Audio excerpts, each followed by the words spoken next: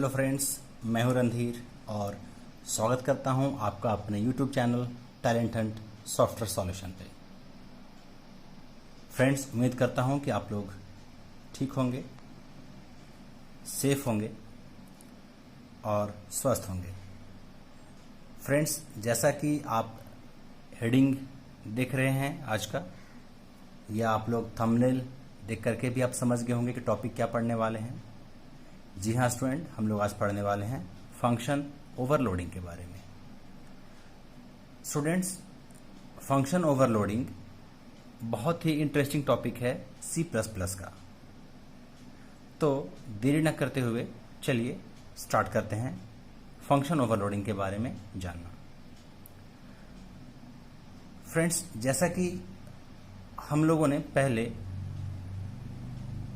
इसका एक PDF भी पढ़ा है, जो कि मैंने जारी किया है और मैंने आप लोगों को प्रोवाइड भी करवाया है PDF को।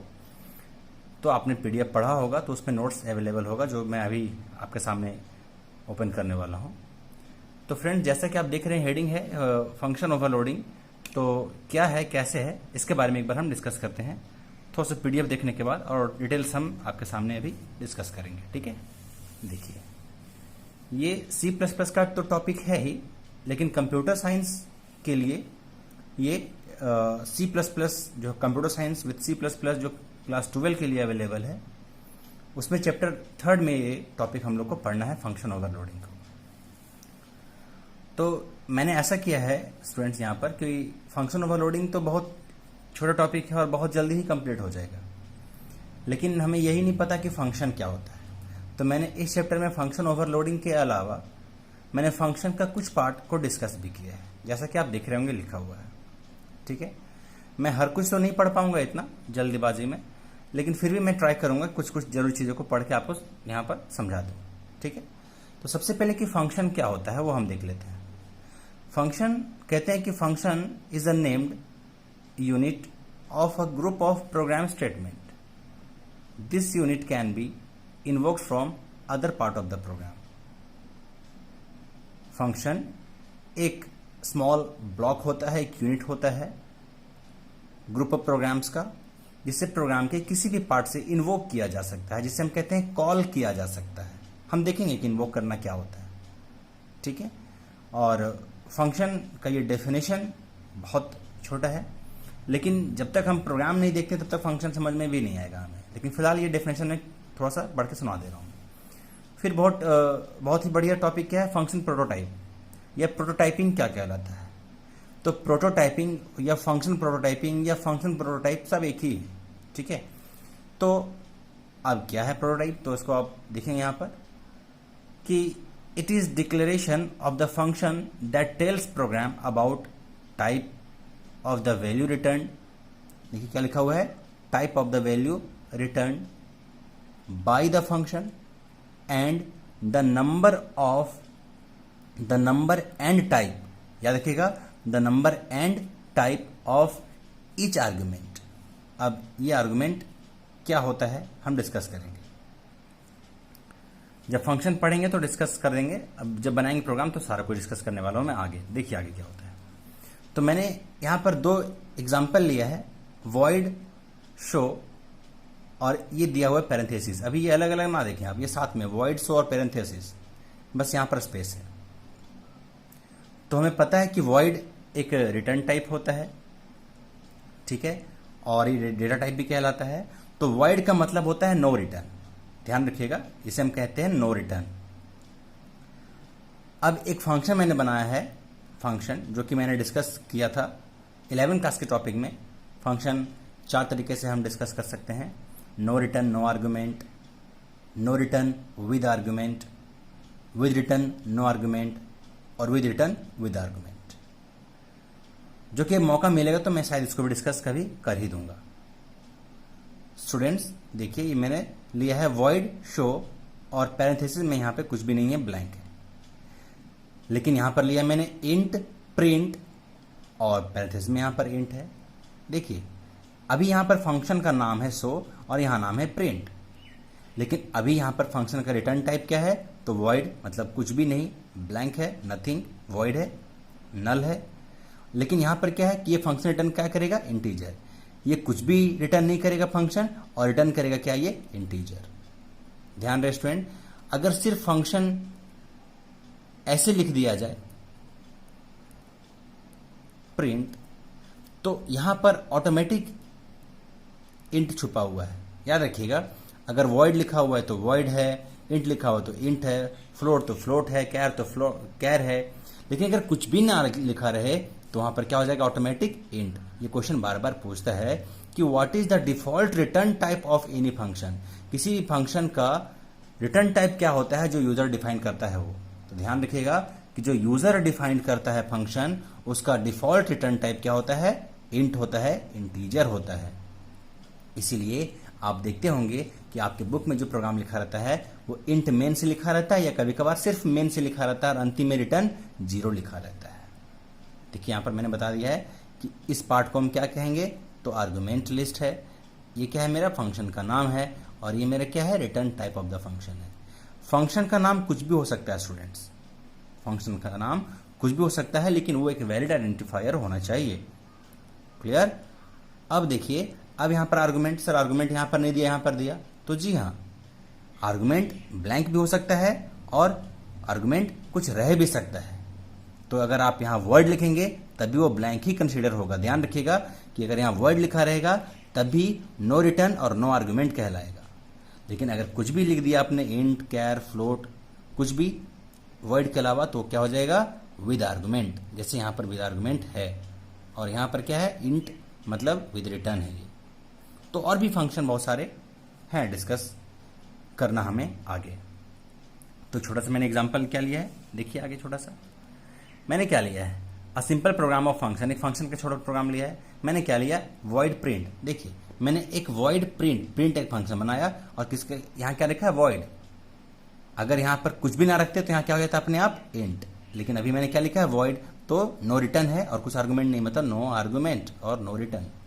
तो ये फंक्शन क्या कर रहा है, देखिए यहां से यही ब्लॉक है फंक्शन का, यहां से यहां तक क्या है, मेरा फंक्शन का ब्लॉक है, और यही तो मेरा फंक्शन है जिसे हम किसी पार्ट से इसे हम इन्वोक कर सकते हैं। तो ये देखिए, curly bracket open, curly bracket बंद, और इसे ही कहा जाता है फंक्शन। इन शॉर्ट बता दो, ये फंक्शन को हम कहते हैं block of program code that may और may not return a value. Okay, तो ये फंक्शन क्या कर रहा है कि मैंने एक इंट लिया है, इंटीजर टाइप, और इसका वैल्यू क्या असाइन किया, 10। ये मैंने दिया है, ठीक है, ये पहले से कहीं से डिफाइंड नहीं था, ये मैंने असाइन किया है इसका वैल्यू। तो मैंने क्या असाइन किया इसका वैल्यू, तो आप देख पाएंगे यहाँ पे मैंने वैल्यू क्या असाइन किया है, 10। और फिर मैंने इसी को a equal to a plus 100, तो 10 प्लस 100 मतलब कितना हो गया, 110। और सी आउट तो आप जानते हैं कि प्रिंट करने के लिए हम यूज करते हैं, तो हम सी आउट करेंगे तो क्या प्रिंट करेगा ये, देखिए यहाँ पर क्या प्रिंट करेगा ये, 110। लेकिन ये तो सिर्फ फंक्शन है, इतना लिखने से काम होगा नहीं, ध्यान रखिए, इतना लिखने से काम होने वाला नहीं है। तो क्या करेंगे सर, तो हर C++ प्रोग्राम में मैंने बताया था कि किसी भी प्रोग्राम को एग्जीक्यूट कराने के लिए आपको मेन फंक्शन का जरूरत पड़ेगा। तो मैंने अलग से क्या बनाया है, मेन फंक्शन। देखिए वॉइड मेन बनाया है मैंने अलग से, और देखिए सिर्फ प्रिंट को मैंने यहां पर कॉल कर दिया। ध्यान रखिए यहां पर देखिए स्टूडेंट, यहां पर क्या लिखा है, वॉइड प्रिंट। तो मैंने सिर्फ इतना पार्ट को, ये है ना, इस पार्ट को यहां पर देखिए तो इन्वोक कर दिया। तो मेन फंक्शन में हम फंक्शन का नाम और यहां पर आर्गुमेंट लिखते हैं, जो भी रहेगा, चाहे अगर कुछ आर्गुमेंट रहेगा तो हम आर्गुमेंट यहां पास करेंगे, नहीं तो फिर ब्लैंक कॉल करेंगे। और इसे ही कहते हैं इन्वोक करना, और इसे ही कहते हैं फंक्शन कॉलिंग। फंक्शन को कॉल करना मतलब मेन फंक्शन में प्रिंट नाम के फंक्शन को कॉल किया गया है।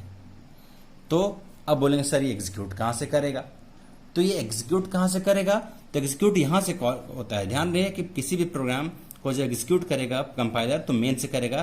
तो मेन में पहुंचा यहाँ पर, कहां पर, तो क्या दिखा है, प्रिंट, अरे एक फंक्शन कॉल किया गया है। तो अब कंपाइलर इतना स्मार्ट होता है कि वो उसे खुद ब खुद समझ में आ जाता है कि यूजर क्या करना चाहता है यहाँ पर। तो वो क्या करेगा कि यहाँ पर चेक करेगा कि फंक्शन का नेचर क्या है, तो तुरंत ये चेक करेगा कि इसका कोई आर्गुमेंट नहीं होगा, और इसके पहले यहाँ पर क्या होगा, वॉइड। तो अभी यहाँ पहुंचेगा, देखिए यहाँ कोई आर्गुमेंट नहीं है और यहाँ पर क्या है, वॉइड, और तब यहाँ से स्टेटमेंट एग्जीक्यूट करना शुरू करेगा। और एग्जीक्यूट क्या करेगा, तो इसका जो आउटपुट आएगा आपके स्क्रीन पर, हम लोग देखेंगे इसको रन करा के प्रोग्राम को थोड़ी देर में।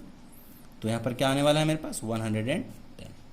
देखिए यही मेरा हो गया फंक्शन, ये हो गया नो रिटर्न और नो आर्गुमेंट। लेकिन अगर इसी प्रोग्राम में अगर यहां पर क्या रहता स्टूडेंट, इंट रहता, तब क्या होता, तो इस जगह पर हम क्या करते, सी आउट की एरिया में हम क्या करते, RETURN रिटर्न, रिटर्न क्या करते हैं यहाँ पर ए। देखिए यहाँ पर इंट आया तो यहाँ रिटर्न आ गया, ये हमने पहले 11th में पढ़ा है।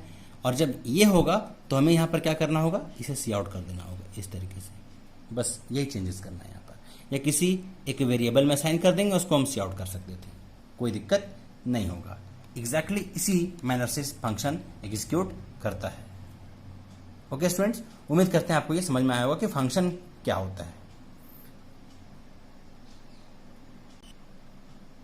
अब क्योंकि फंक्शन हमें कंफ्यूज करेगा कि कौन सा नो रिटर्न कौन सा रिटर्न हमें समझ में नहीं आ रहा है, तो मैंने क्या किया है आप लोग के लिए सारा फंक्शन जो जितने टाइप से हम लिख सकते हैं, एक यूजर जो डिफाइन करेगा, मतलब यूजर डिफाइंड फंक्शन को हम 4 तरीके डिफाइन कर सकते हैं, चारों मैंने यहाँ पर लिख दिया है। देखिए नो रिटर्न और नो आर्गुमेंट, फिर विद रिटर्न नो आर्गुमेंट, और नीचे भी और लिखा हुआ है। तो देखिए यहाँ पर क्या है कि मैंने बनाया है वॉइड प्रिंट, और यहाँ पर क्या है ये सेमीकोलन। देखिए ये मेरा क्या है, प्रोटोटाइप, ध्यान रखिएगा ये मेरा क्या है, ये मेरा प्रोटोटाइप है। लेकिन मेन मैंने इस बार ऊपर लिखा है। तो बोलेंगे सर आप ऊपर नीचे तो लिख रहे हो, कभी नीचे कभी ऊपर। जी हाँ, फंक्शन 4 तरीके से लिखा जा सकता है, बहुत सारे तरीके से आप लिख सकते हैं। अगर आप बुक को स्टडी करेंगे तो आप देख पाएंगे। लेकिन यहां पर फिलहाल मैंने देखिए कुछ किया नहीं है, बस जो मेन नीचे हुआ कर रहा था मैंने सिर्फ क्या कर दिया, उसको लिख दिया है ऊपर। लेकिन ये जो फंक्शन है मैंने फंक्शन कहां लिखा है, नीचे। देखिए अभी मैंने क्या किया कि मेन कर दिया है ऊपर और फंक्शन क्या कर दिया है नीचे। लेकिन अगर आप इस तरीके से लिखेंगे तो कहता है कि उसका आप डिफाइन क्या करिए, प्रोटोटाइप। तो मैंने अभी आपसे बताया था इसके पहले कि क्या होता है प्रोटोटाइप, मतलब ये फंक्शन का नाम क्या है, तो प्रिंट है। ये क्या रिटर्न करेगा, कुछ भी नहीं, और इसका आर्गुमेंट क्या है, कुछ भी नहीं। तो ये हमें बतलाना पड़ेगा कंपाइलर को, तो इसीलिए हमने वहां पर क्या डिफाइन किया है, फंक्शन का प्रोटोटाइप। अब देखिए कॉलिंग यहां पर भी सेम है एकदम, है ना। देखिए ये मेरा प्रिंट है। देखिए और ध्यान रखिएगा जब हमारे पास फंक्शन का प्रोटोटाइप बनाएंगे या फंक्शन डिक्लेयर करेंगे उस वक्त हम यहाँ पर सेमीकोलन देते हैं, लेकिन डेफिनेशन में सेमीकोलन नहीं होगा। क्लियर है। अब देखिए मैंने क्या कॉल कर दिया है, प्रिंट नाम के फंक्शन को, इसी को मैंने यहाँ पर क्या कॉल कर दिया। तो इस बार मैंने क्या किया, इसमें ए बी और सी 3 वेरिएबल लिया, 2 वैल्यू मैंने कहा यूजर को आप एंटर करिए ए और बी का वैल्यू, और ए और बी का वैल्यू मैंने लिया और सी में इसको दिखा दिया सी का वैल्यू जो होगा। तो अगर ए का वैल्यू अगर प्रेस करेगा यूजर 10, बी का वैल्यू प्रेस करेगा 20, तो 10 + 20 कितना हो गया 30। ये क्या शो करेगा स्क्रीन पर 30। ओके स्टूडेंट्स, नाउ अब देखिए यहां पर इस प्रोग्राम में क्या देखेंगे हम लोग कि है विद रिटर्न। गौर करिए यहां पर क्या है वॉइड, यहां पर क्या है इंट, यहां प्रिंट, यहां प्रिंट। देखिए सब कुछ सेम है ना, यहां मेन यहां भी सेम है ना। देखिए बस डिफरेंस क्या है कि देखिए पहले प्रोटोटाइप, फिर यहां पर बॉडी और फिर यहां पर कॉलिंग। अब देखिए मेरे क्या है प्रोटोटाइप, फिर मेरे क्या है बॉडी, और यहां मेरे क्या है कॉलिंग। तरीका थोड़ा बदल गया। देखिए क्या है, अब यहां पर क्या आ गया इंट, यहां पर क्या था अभी यहां पर वॉइड, तो यहां पर क्या था सी आउट। अब यहां पर क्या है इंट, तो यहां पर क्या हो गया अब रिटर्न। देखिए यहां पर सी आउट सी और यहां पर रिटर्न सी। हो गया डिफरेंस। बस इसी को तो अब समझना हम लोग को, और बाकी चीज सारा कुछ सेम है। अब देखिए यहां पर क्या कॉल किया गया प्रिंट को, यहां क्या कॉल किया गया प्रिंट को। बस अंतर क्या है कि इस प्रिंट को एक टी नाम के वेरिएबल में साइन कर दिया और सी आउट कर दिया टी को। बस यही तो करना है हमें फंक्शन में। मतलब बहुत ही इजी टॉपिक है, बस समझना है हम लोगों को। अब इसी का एक और नेचर हम अगर देखेंगे आगे तो क्या है नो रिटर्न विद आर्गुमेंट। अब देखिए यहाँ पर क्या है आर्गुमेंट ले लिया मैंने। देखिए यहाँ पर भी आर्गुमेंट, यहाँ पर आर्गुमेंट नहीं था, यहाँ भी नहीं था, इस बार आर्गुमेंट है यहाँ पर, है ना स्टूडेंट्स। तो अब जब आर्गुमेंट है तो क्या होगा, देखिए ये मेरा प्रोटोटाइप, ये मेरा क्या है यहाँ पर, यहाँ में देखिए मेरा क्या है बॉडी। तो आर्गुमेंट मैंने क्या लिया है, देखिए ए और बी। अब ए और बी जो मैंने लिया है तो ए और बी को यहाँ पर ए और बी का वैल्यू कहाँ से मिलेगा, जहाँ से फंक्शन कॉल होगा। तो सीधा सीधा मैंने क्या है एक और वेरिएबल सी लिया और सी में ऐड कर दिया प्लस बी को, और यहाँ पर क्या कर दिया सी आउट सी। अब सब बोलेंगे सी आउट सी क्यों, क्योंकि यहाँ पर क्या है वॉइड। अब देखिए इस फंक्शन को कॉल किया गया होगा, इस फंक्शन को यहाँ क्या कॉल किया गया, देखिए तो प्रिंट कॉल किया गया है।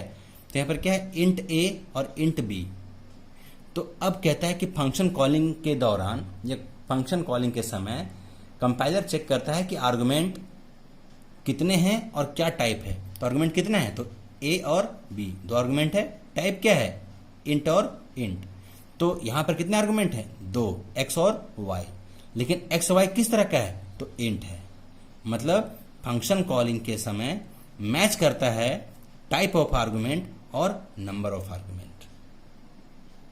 क्लियर है स्टूडेंट्स? तो अब देखिए इस तरीके से यहां पर कॉल हो गया, एक्स और वाई का वैल्यू क्या हो गया, जैसे देखिए एक्स का वैल्यू क्या हो जाएगा ए, वाई का वैल्यू क्या हो जाएगा बी। अब ए और बी का वैल्यू ऐड करेगा यहाँ पर और सी का वैल्यू जो देंगे वही दिखा देगा। अब सिमिलरली बस देखिए दोनों में क्या डिफरेंस है, यहाँ पर क्या है वॉइड, यहाँ पर क्या है इंट, बाकी तो सब सेम है। तो जब यहाँ पर इंट आया, देखिए ध्यान रखिएगा कि भाई यहाँ पर इंट था तो रिटर्न था, तो यहाँ पर इंट होगा तो यहाँ पर क्या आ गया, रिटर्न। बस देखिए ये कॉलिंग देखिए, ये कॉलिंग देखिए सेम है, बस एक वेरिएबल अलग से टी ले लिया, टी में साइन कर दिया, यहाँ प्रिंट कर दिया। तो यही तो फंक्शन है स्टूडेंट्स। मतलब फंक्शन ओवरलोडिंग जानने से पहले हमें फंक्शन पढ़ना होगा। क्लियर है? तो ये है हमारा फंक्शन का एक छोटा सा ओवरव्यू आपको फंक्शन ओवरलोडिंग पढ़ाने के लिए। Clear students? नाउ अब यहीं पर क्या है कि रिकर्सिव फंक्शन क्या होता है। तो सर रिकर्सिव फंक्शन क्या होता है, आप वो देखिए। एक ऐसा फंक्शन जो अपने आप को ही कॉल करे, एक ऐसा फंक्शन जो अपने आप को ही कॉल करे। ध्यान दीजिएगा, देखिए यहां पर कोई फंक्शन क्या था, सिर्फ फंक्शन कॉलिंग था। देखिए यहां पर क्या है, प्रिंट यहां कॉल हो रहा था, प्रिंट यहां भी कॉल हो रहा है, प्रिंट यहां भी कॉल हो रहा है, मतलब फंक्शन कॉल हो रहा है।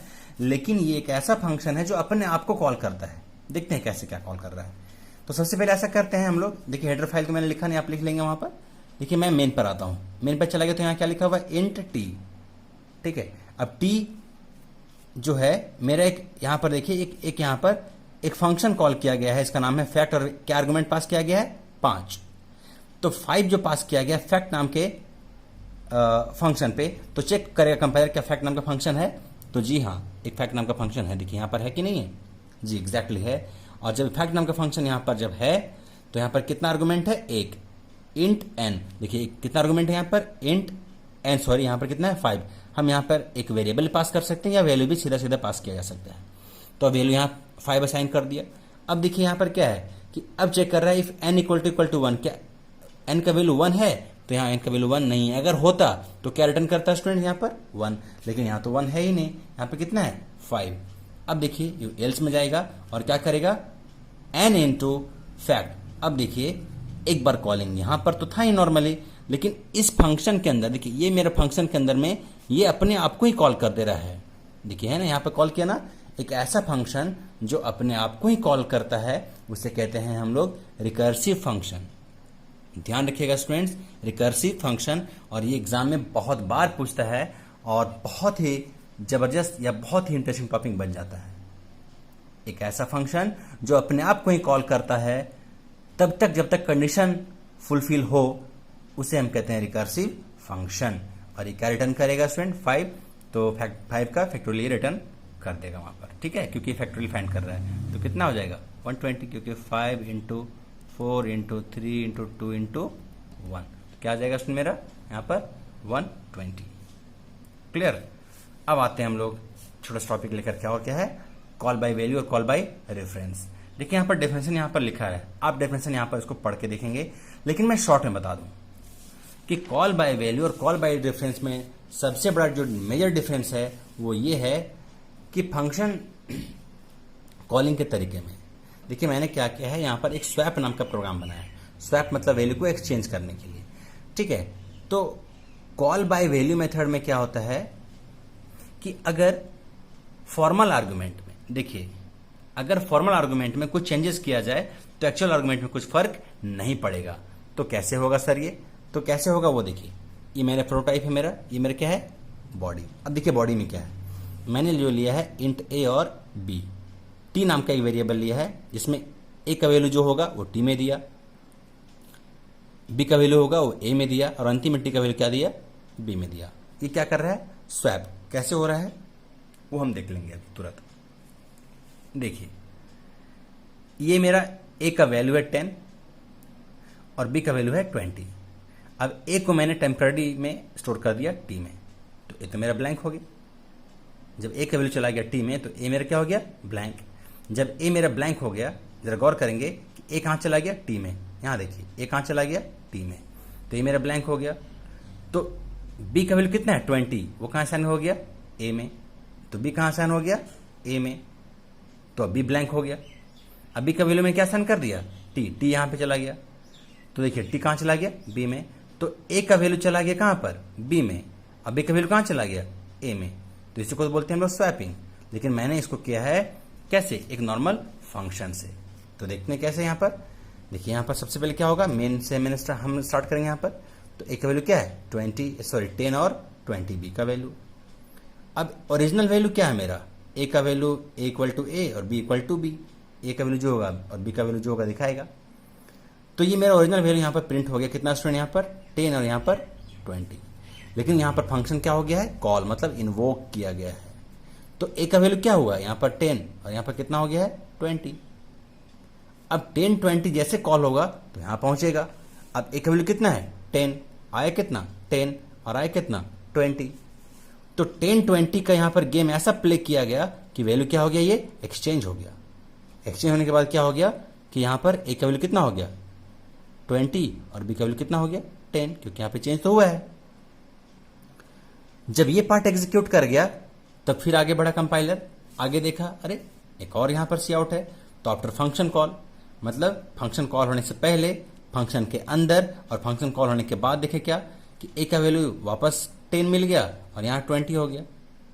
अब बोले सर ये क्या हो रहा है कि यहाँ पर तो दिखाया था 10 20, यहाँ पर आने के बाद दिखाया 20 10, लेकिन फिर वापस कह रहे हैं आप यहाँ पास कि दिखा रहा है 10 20।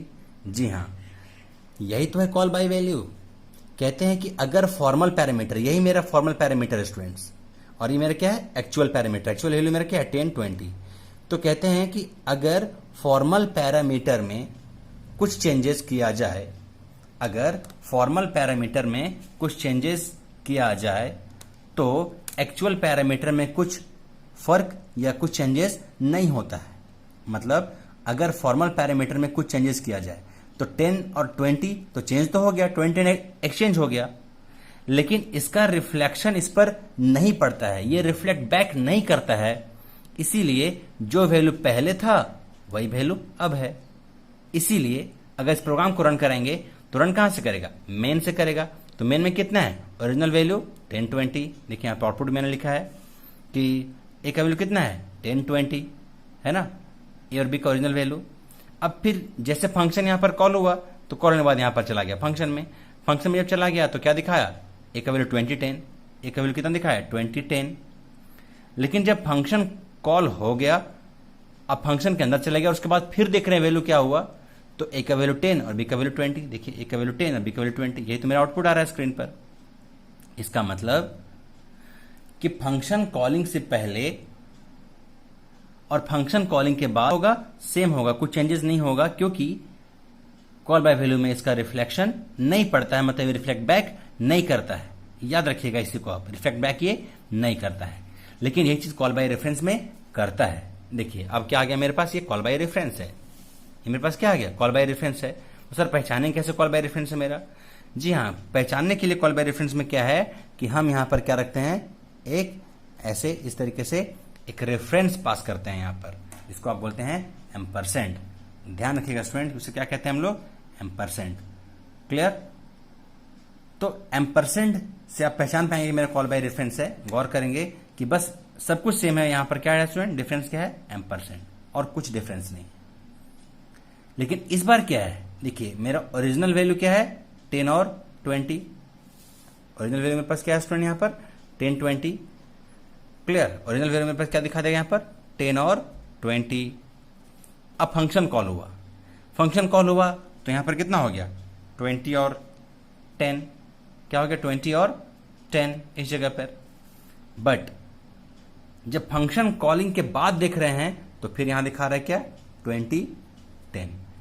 अब देखिए बदल गया, अभी फंक्शन कॉलिंग से पहले भी 10 20 था और बाद में भी 10 20 था, लेकिन इस बार क्या है, फंक्शन कॉलिंग से पहले 10 और 20 है, अंदर फंक्शन के अंदर में 20 10 है, और कॉलिंग के बाद 20 10 है। यही तो डिफरेंस है स्टूडेंट, कि ए के एड्रेस पर, ये एड्रेस ऑफ ए पढ़ेंगे और एड्रेस ऑफ बी पढ़ेंगे। ए के एड्रेस पर ए का वैल्यू कितना आया 10, यहां बी का वैल्यू कितना आया 20, लेकिन 10 20 यहां पर क्या हो गया, चेंज हो गया, एक्सचेंज हो गया। तो 20 और 10 बन गया। अब कॉल बाय रेफरेंस कहता है कि अगर फॉर्मल पैरामीटर में कुछ चेंजेस किया जाए तो ये रिफ्लेक्ट बैक करता है एक्चुअल पैरामीटर पर। तो अभी आया था 10, क्या बन गया 20, अभी आया था 20, क्या बन गया 10, तो ये रिफ्लेक्ट कर दिया। तो अभी तो यहां 10 था, लेकिन अब इसका वैल्यू कितना हो गया है 20, इसका कितना हो गया है 10, इसीलिए अब वैल्यू इसका क्या हो गया यहां पर 20 और 10। ओके स्टूडेंट्स, देखिए ये इस तरीके से इसका आएगा आउटपुट। देखिए अब क्या है, डिफर कर गया। यहां पहले में कितना था 10 20 ओरिजिनल वैल्यू, फंक्शन के अंदर में 20 10 और आफ्टर फंक्शन कॉल 20 10, जो कि पहले क्या था यहां पर 10 और 20 था। Clear students? नाउ अब हम जो पढ़ेंगे स्टूडेंट्स, फंक्शन ओवरलोडिंग का टॉपिक यहां शुरू होता है कि फंक्शन ओवरलोडिंग होता क्या है। तो फंक्शन ओवरलोडिंग से पहले बता दूं कि पॉलीमॉर्फिज्म का टॉपिक है। Polymorphism, one name having different form को हम कहते हैं पॉलीमॉर्फिज्म। आप इसको आराम से डेफिनेशन पढ़ेंगे अच्छे से, ठीक है। आपको फिर से बता दूं कि one name having different form, जैसे आपको मैं एक एग्जांपल देकर समझाता हूं इसको, ठीक है। सपोज कि आपका नाम जो भी है, मान लिया जाए कि आपका नाम मिस्टर एक्स है। तो मिस्टर एक्स जो है वो किसी का फ्रेंड है, किसी का चाइल्ड है, ओके, और किसी का स्टूडेंट है। तो मिस्टर एक्स सेम नेम है बट फॉर्म तो अलग अलग है। आप एक पर्सन हो लेकिन आप मेरे स्टूडेंट हो, मतलब आप अपने पेरेंट्स के लिए चाइल्ड हो और अपने फ्रेंड्स के लिए फ्रेंड्स हो। तो एक नाम और अलग अलग पहचान, ये तो मेरा पॉलीमॉर्फिज्म है, same name but different form. तो ध्यान रहे, यहां पर हम इस टॉपिक के अंतर्गत पढ़ेंगे फंक्शन ओवरलोडिंग। कोई पूछेगा भी आपसे कि फंक्शन ओवरलोडिंग किस टॉपिक के अंदर में आता है, तो आप वहां बताएंगे कि ये पॉलीमॉर्फिज्म के अंदर आता है। Clear student? अब यहां पर क्या है, स्टैटिक बाइंडिंग और अर्ली बाइंडिंग। मतलब व्हेन आर्गुमेंट ऑफ मेथड मतलब function are resolve during compilation stage, जब प्रोग्राम कंपाइल हो रहा है और उसी वक्त उसका जो आर्गुमेंट है अगर उसका रिजॉल्व कर दिया जाएगा, उससे क्या कहेंगे हम लोग उसे अर्ली बाइंडिंग या स्टैटिक बाइंडिंग या कभी कभी लेट बाइंडिंग भी पढ़ा जाता है इसको। अब यहां से आता है शुरू, देखिए यहां पर स्टार्ट हो गया कि फंक्शन ओवरलोडिंग क्या है। तो कहता है फंक्शन ओवरलोडिंग क्या है, तो आप एक लाइन में बोलेंगे function having same name but different signature. अब सिग्नेचर क्या, तो आर्गुमेंट सिग्नेचर या पैरामीटर लगभग सब कुछ सेम है, लेकिन अपने अपने जगह के यूज के हिसाब से इसका अलग अलग थोड़ा नाम हो जाता है, जो कि आप भी प्रैक्टिस करते करते सीख जाइएगा। क्लियर? देखिए, a function name having several definition, बहुत सारे definition that are differentiable by number and type of their argument, जो कि हम आगे देखने वाले हैं, ठीक है।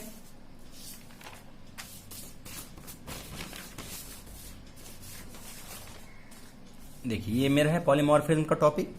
तो पॉलीमॉर्फिज्म क्या होता है, तो कंपाइल टाइम होता है और रन टाइम होता है। और कंपाइल टाइम के अंदर में क्या होता है, फंक्शन ओवरलोडिंग और ऑपरेटर ओवरलोडिंग, जो कि हायर क्लास में पढ़ेंगे, लेकिन क्लास 12 हमें यही पढ़ना है। अब बोले सर ये क्या पढ़ना है, ये भी हमने ये पढ़ना है हमें हायर क्लास में, वर्चुअल फंक्शन और प्योर वर्चुअल फंक्शन। देखिए यहाँ पर बहुत सारा कुछ नोट मैंने लिखा है, इसको आप आराम से पढ़ लेंगे क्या होता है नहीं होता है, ठीक है। लेकिन अब हम आते हैं आगे, यहाँ पर overloading by number of argument. देखिए अभी मैंने कहा था कि फंक्शन ओवरलोडिंग दो तरीके से कर सकते हैं, by number of their argument और टाइप ऑफ देयर आर्गुमेंट। तो ध्यान रहे कि same function name but different signature. Signature मतलब क्या, आर्गुमेंट। देखिए यहां पर क्या है, मेरा फंक्शन क्या है, मेरा फंक्शन का नाम सेम है कि नहीं है, तो फंक्शन नाम क्या है यहाँ पर, प्रिंट। लेकिन यहां पर देखिए कि आर्गुमेंट क्या है, यहां कोई भी नहीं है, और यहां पर कितना आर्गुमेंट है, एक आर्गुमेंट। तो यहां पर नो आर्गुमेंट, यहां पर सिंगल आर्गुमेंट। लेकिन यहां पर रिटर्न टाइप कुछ भी हो सकता है, इंट रहे वॉइड उससे मतलब नहीं है। ध्यान रखना सिर्फ फंक्शन का name, same name but different signature is called function overloading. तो यहां पर 0 आर्गुमेंट, यहां 1 आर्गुमेंट, 2 भी रह सकता है, 3 भी रह सकता है, 4 भी सकता है, लेकिन सेम नहीं रहेगा। अगर यहां पर एक है तो एक और वॉइड प्रिंट और इंट अगर यहां पास कर देंगे तो नहीं, यहां पर इंट कॉमा इंट या इंट कॉमा फ्लोट कुछ भी करना होगा, ठीक है।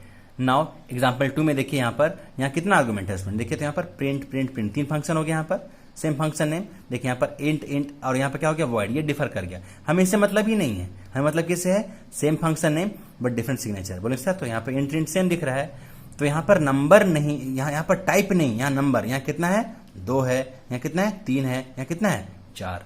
तो यहां पर overloading by number of argument हो गया स्टूडेंट्स। क्लियर? नाउ अब आते हैं, यहां देखेंगे overloading bye type of their argument. अब यहां पर ओवरलोडिंग तो है, लेकिन कैसे है? Bye type of their argument. तो अब जरा गौर करते हैं, यहां पर फंक्शन का नाम मेरा क्या है? वॉइड, और सॉरी यहां पर नाम क्या फंक्शन का? सम। और यहां पर क्या है? इंट कॉमा फ्लोट और फ्लोट कॉमा फ्लोट। तो बोलेंगे सर यहां सेम नेम तो है, लेकिन यहां पर 1 2 1 2 यहां तो सेम हो गया। तो हाँ, यहां पर सेम नंबर सेम है, बट टाइप अलग है। यहां पर क्या है? इंट और फ्लोट है, और यहां फ्लोट और फ्लोट। इसीलिए तो फंक्शन ओवरलोडिंग में ओवरलोड हम दो तरीके से कर सकते हैं, बाय नंबर ऑफ आर्गुमेंट और बाय टाइप ऑफ आर्ग्यूमेंट। तो अब देखिए यहां पर क्या है, देखिए यहां पर क्या है? प्रिंट प्रिंट प्रिंट 3 फंक्शन हो गया, प्रिंट 4 फंक्शन हो गया। यहां पर क्या है? कैर, इंट, फ्लोट और डबल। अब गौर करिए, यहां पर समय तो एक एक है, लेकिन सब क्या है? यहां पर अलग अलग है। तो ये भी मेरा ओवरलोडिंग ही होगा स्टूडेंट। ओके, नाउ अब आगे हम लोग आते हैं, यहां पर देखते हैं कि ये मेरा सर प्रोग्राम कैसे बनेगा। तो यहां प्रोग्राम भी आप देख पाएंगे स्टूडेंट यहां पर। तो प्रोग्राम यहां पर कैसा है? देखिए यहां पर क्या है? वॉइड, मैं यहां नाम लिख दे रहा हूं वॉइड प्रिंट। देखिए फंक्शन नाम यहां पर क्या है? प्रिंट। और यहां भी नाम क्या है? प्रिंट। और यहां भी नाम क्या है मेरे पास? प्रिंट। अब 3 फंक्शन है स्टूडेंट, फंक्शन 1, फंक्शन 2 और फंक्शन 3। यहां पर कितना आर्गुमेंट है स्टूडेंट? तो एक भी नहीं। यहां कितना है? यहां पर कितना है? एक आर्गुमेंट है, और यहां पर कितना है? एक आर्गुमेंट। लेकिन यहां पर क्या है? दोनों मेरा फंक्शन यहां पर कैर है और यहां पर क्या है? इंट। दोनों अलग अलग हो गया मेरा। तो यहां पर एक फंक्शन, 2 फंक्शन और कितना हो गया? 3 फंक्शन। तो 3 कॉलिंग होगा इसका। तो तीनों कॉलिंग कैसे है? तो देखिए यहां पर एक फंक्शन, 2 फंक्शन, 3 फंक्शन। तो यहां पर कोई आर्गुमेंट है क्या? नहीं। तो कॉलिंग में देखिए तो कोई आर्गुमेंट यहां पर है क्या? तो नहीं है। यहां पर कितना आर्गुमेंट है? एक। किस तरह का है? कैर। देखिए ए सिंगल कोट में पास किया गया है कैर। यहां कितना आर्गुमेंट है? एक। किस तरह का है? इंट। तो यहां क्या है? यहां पर 15, ये मेरा इंटीजर है। देखा आप लोगों ने, ये तीनों फंक्शन एकदम अपने अपने स्टाइल के हिसाब से कॉल किया गया। यहां पर नो आर्गुमेंट, यहां पर कैर और यहां पर इंट। क्लियर? तो इसको आप एक बार देख लेंगे स्टूडेंट्स। और आगे देखते हैं इसका हम लोग। अब फंक्शन ओवरलोडिंग में अगर हम आगे देखते हैं और भी, तो क्या कहता है कि हम अगर एक एरिया ऑफ रेक्टेंगल के लिए हम प्रोग्राम बनाएं फंक्शन ओवरलोडिंग से, तो रेक्टेंगल के लिए क्या करेंगे? तो वॉइड रेक्ट, एक मैंने फंक्शन का नाम क्या ले लिया? रेक्ट नाम का फंक्शन लिया है ना। और ये मेरा फंक्शन यहां से खुला, यहां बंद हो गया। तो 1 2 3, यहां देखिए यहां पर एक भी आर्गुमेंट, यहां क्या है? नो और 0 आर्गुमेंट लिखा हुआ, ये मेरा फंक्शन 1 हो गया। और उससे बना एरिया ऑफ रेक्टेंगल, जो हम लोग बहुत बेसिक प्रोग्राम जानते थे। लेकिन अब मैंने क्या किया? यहां पर इंट L1, मतलब एक यहां वेरिएबल क्या लिया? L1। जरा गौर करिए, यहां पर L, B और एरिया 3 लिया था वेरिएबल। यहां पर क्या है? B और एरिया। लेकिन यहां से L गायब हो गया। देखिए L यहां पहुंच गया। यहां पर एक आर्गुमेंट, बाकी चीज सेम है। और यहां कितना है? L और B दोनों आ गया, मतलब यहां पर कितना हो गया? 2 आर्गुमेंट। देखिए यहां पर क्या था? L B area. यहां पर L गायब था, B था। यहां पर क्या है? L और B दोनों गायब, क्या यहां पर आ गया? एरिया। तो अब देखिए कि ये तीनों फंक्शन तो सेम है, तीनों तो एरिया ऑफ रेक्टेंगल ही निकालेगा। देखिए नाम क्या है? यहां फंक्शन का नाम क्या है? रेक्ट। यहां नाम क्या है? रेक्ट। और यहां भी क्या नाम है उसका? रेक्ट।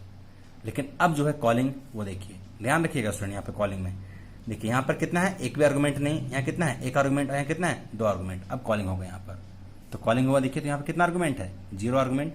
यहां पर 1 आर्गुमेंट, यहां पर 2 आर्गुमेंट। देखा किस स्टाइल से कॉल हुआ? वहां पर एक भी आर्गुमेंट नहीं था। यहां पर L का वैल्यू है और ये L और B का वैल्यू है।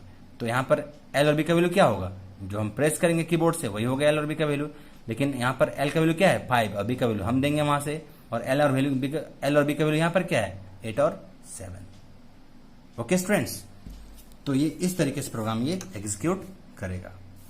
वैसे क्या है मेरे पास? एग्जाम्पल 2। ठीक है, अब यहां पर क्या है कि वो बाय नंबर ऑफ आर्गुमेंट था, अब यहां टाइप ऑफ आर्गुमेंट से है।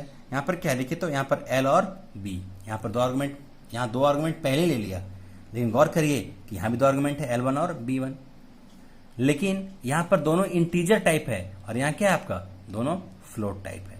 और अब देखिए मैंने यहां पर इसको कॉल कर दिया, तो यहां पर एक बार क्या पास किया मैंने? 5 और 6। और एक बार क्या क्या है 18.2 f, 5.6 f। अब f क्या, तो यहां पर एम्बिग्यूटी हो सकता था। अगर हम यहां पर 18.2 पास करते तो वो इंटीजर का वैल्यू भी बन सकता था, इसीलिए मैंने यहां पर f कर दिया फ्लोट के लिए, f कर दिया फ्लोट के लिए, क्योंकि ये एम्बिग्यूटी को हटाने के लिए हम यूज करते हैं यहां पर शॉर्ट हैंड को। Clear students? ओके, तो हम अब एम्बिग्यूटी क्या है, तो कहते हैं कि statement that might be ambiguity between float and double, float और डबल के बीच में कंफ्यूजन हो सकता है। ठीक है, जैसे हम कुछ इस तरीके से समझेंगे इसको। सपोज कि 2 बॉटल है, एक है 1 लीटर का बॉटल, दूसरा है 2 लीटर का बॉटल, और हमने पानी लाया एक मग में जाकर के, और उसमें 1 लीटर का पानी है, तो 1 लीटर का पानी दोनों में ले सकता है, वो 1 लीटर के बॉटल में भी ले सकता है और 2 लीटर वाले में भी ले सकता है। तो उस वक्त क्या करना होगा हमें, उस वक्त हमें बताना होगा कि नहीं, ये मग का पानी ये 2 लीटर के बॉटल के लिए है, तो वहां लिखना होगा 2 लीटर बॉटल। तो वैसे मैंने वहां पर क्या किया है कि ये मेरा फ्लोट के लिए है। ठीक है, तो वैसे ही हम और भी कुछ अलग अलग चीजें यूज कर सकते हैं। फ्लोट के लिए हम फ्लोट यूज करते हैं, और भी कुछ कुछ उसका जो कोडिंग है वो हम लोग आगे देख लेते हैं। ठीक है, तो क्या है उसको भी दिखला दिया जाए आपको। तो एम्बिग्यूटी को हटाने के लिए हम सफिक्स को यूज करते हैं, जिससे हम कोड में कह रहा था उसे हम सफिक्स भी कहते हैं। तो सफिक्स क्या है, फ्लोट के लिए f, लॉन्ग के लिए l, अनसाइंड के लिए u, और अनसाइंड लॉन्ग के लिए हम क्या यूज करेंगे ul। Clear student? तो अब देखिए यहां पर, आप देखिए इस जगह पर क्या लिखा हुआ है कि 18.5 यहां पर f, और यहां पर क्या है लिखा हुआ है l, ये लॉन्ग के लिए, इसे हम क्या कहेंगे सफिक्स। और अब आप यहां पर क्या देखेंगे, मेरे पास क्या है डिफॉल्ट आर्गुमेंट। डिफॉल्ट आर्गुमेंट क्या होता है, तो डिफॉल्ट आर्गुमेंट एक ऐसा आर्गुमेंट होता है जो कि यूजर अगर कोई आर्गुमेंट सप्लाई ना करे तो ऑटोमेटिक वो वैल्यू ले ले, उससे हम क्या कहेंगे स्टूडेंट आगे डिफॉल्ट आर्गुमेंट। ठीक है, ध्यान दीजिए स्टूडेंट यहां पर कि डिफॉल्ट आर्गुमेंट में क्या होता है कि जब भी हम वैल्यू को असाइन करते हैं डिफॉल्ट आर्गुमेंट पे, तो उस वक्त जो होगा आपका ऑर्डर वो होगा right to left, left to right नहीं, R to L। मतलब देखिए वॉइड सिंपल इंटरेस्ट, एक फंक्शन का नाम क्या है मेरा सिंपल इंटरेस्ट। तो देखिए इंट P, इंट R और इंट T, प्रिंसिपल रेट और टाइम। तो टाइम का वैल्यू मैंने क्या साइन किया है 1.2। अगर हम इंट R की वैल्यू साइन करते हैं, T नहीं देते तो रॉन्ग हो जाता। जो वैल्यू साइन करना है आपको, पहले इसका साइन करिए, फिर इसका और इसका, या तीनों कर देंगे तो कोई दिक्कत नहीं है, लेकिन आप पहले इसका मत कर देना कभी भी गलती से। Clear students? ओके, तो अब आगे देखते हैं इसका कुछ ऑर्डर लिखा हुआ होगा। देखिए यहां पर कौन राइट और कौन रॉन्ग है। देखिए जो रॉन्ग है पहले वो देख लेते हैं। देखिए यहां पर R का वैल्यू यहां पर बीच में दिया हुआ है, दोनों ब्लैंक है तो रॉन्ग हो गया। अब देखिए यहां पर इंट का वैल्यू दे दिया तब भी रॉन्ग हो गया। मैंने इंट P दिया और ये भी दे दिया, बीच में खाली छोड़ दिया तब भी रॉन्ग है। तो सर सही क्या है, तो करेक्टली आप देख पाएंगे कि P R का वैल्यू भी है और T का वैल्यू, देखिए ये भी है, ये भी है और ये ब्लैंक है, कोई दिक्कत नहीं है यहाँ पर। फिर करेक्ट में कौन सा है, यहाँ पर देखिए P का वैल्यू भी, R का वैल्यू भी, T का वैल्यू भी, तीनों का है, कोई दिक्कत नहीं है। यहाँ पर क्या है P खाली, R खाली, फ्लोट T इक्वल टू 2.5। ये भी मतलब देखिए तो R2L ऑर्डर में है, R2L ऑर्डर में है और R2L ऑर्डर में है, इसीलिए इसको आप अच्छे से बनाएंगे। Clear student? तो अब देखिए मैंने यहाँ पर एक बनाया है वॉइड रेक्ट और वॉइड रेक्ट। देखिए ओवरलोडिंग का पार्ट तो है ही, लेकिन यहाँ पर L का वैल्यू क्या है, L का वैल्यू कुछ भी नहीं और B का वैल्यू कितना है 5। देखिए L का वैल्यू नहीं, B का वैल्यू मैंने पहले से क्या साइन कर दिया है 5। लेकिन इस वक्त क्या है कि L का वैल्यू 10 और B का वैल्यू 8, तो same name but different signature है, तो मेरा ओवरलोडिंग है ही। जब इसको हम कॉल कर रहे हैं तो वो देखिए मैंने क्या कॉल किया, तो 15।